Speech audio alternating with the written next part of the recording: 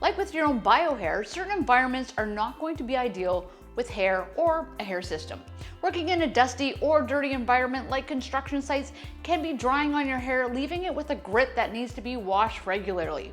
Regular washing can in turn dry out your hair, so always be sure to wear a hat to cover your hair at work, along with using a daily leave-in conditioner. If you're in a chlorinated pool regularly, this could change the color of your hair system, especially if it's a lighter color. To avoid this, either wear a bathing cap to protect your hair from those chemicals, or purchase a clarifying shampoo to use after a swim. But be sure to condition well afterwards.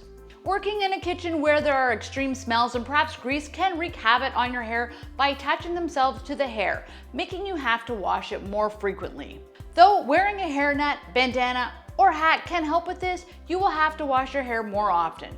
But again, make sure to deep condition your hair afterwards and always use a leave-in conditioner for added softness. Hope this helps. Like and subscribe, and we'll see you next time. Bye.